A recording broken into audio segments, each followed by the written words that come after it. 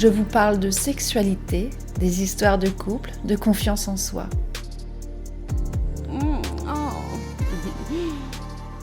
La Voix d'Annie, un podcast pour les femmes et les hommes pour se réconcilier avec votre sexualité, l'apprivoiser, se l'approprier.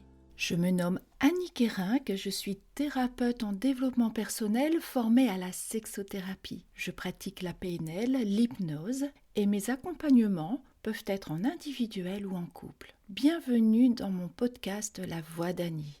Dans le dernier épisode, vous avez pu découvrir l'univers des fétichistes des pieds. Pour ce 9e épisode et ce premier de l'année 2023, je vais vous raconter l'histoire aujourd'hui de Clitoris.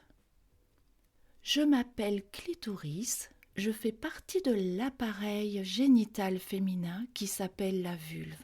Ce que l'on voit de moi, c'est mon gland. Sa taille est variable de 5 à 10 mm. Je suis recouvert d'un petit capuchon. Et cela, ça n'est que la partie visible de l'iceberg. Ma structure profonde, quant à elle, mesure en moyenne de 11 à 13 cm. Et je suis le seul organe du corps humain qui est dédié au plaisir. Et comme le pénis, je me gorge de sang lors de l'excitation. J'aime qu'on me caresse tantôt lentement et parfois rapidement. Tout dépend de mon humeur. Je frétille et je me durcis quand on me fait cela. Il faut dire que je suis très sensible. Je suis composée d'environ 8000 terminaisons nerveuses. Il y a bien longtemps, j'ai brillé par mon absence.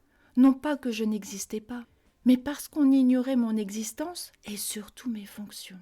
Au Moyen-Âge, on dit de moi que plus je suis stimulée, plus il y a des chances de grossesse importantes. Mais au fil du temps, cette idée recule, au point de perdre tout intérêt. Je deviens donc inutile.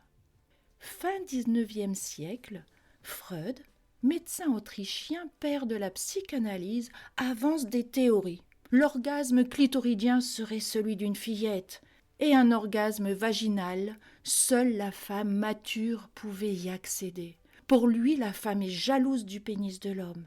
Avoir un orgasme clitoridien devient donc tabou et serait même un signe de dysfonction sexuelle. Quand on sait qu'une femme sur 5 parvient à un orgasme vaginal, imaginez-vous bien le nombre de femmes anormales.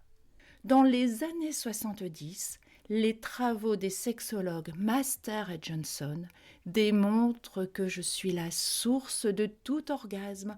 Enfin, je suis reconnu super-héros. Et je reviens donc sur le devant de la scène. En 2017, seul un manuel de biologie sur 8 destiné aux classes de 4e me représente en totalité avec ma structure profonde. Pour les autres manuels, je ne suis même pas mentionnée, ou ma représentation est incomplète. Selon une enquête mise à jour en 2022, je suis encore maltraitée.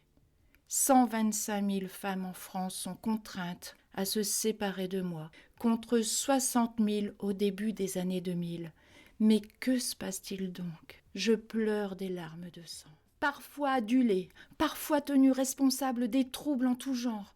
Voici ce bref résumé de mon histoire qui, vous l'aurez compris, n'est pas un long fleuve tranquille. Prenez soin de vous, les amoureux de la vie. Je vous dis à très vite pour le prochain épisode. La Voix d'Annie,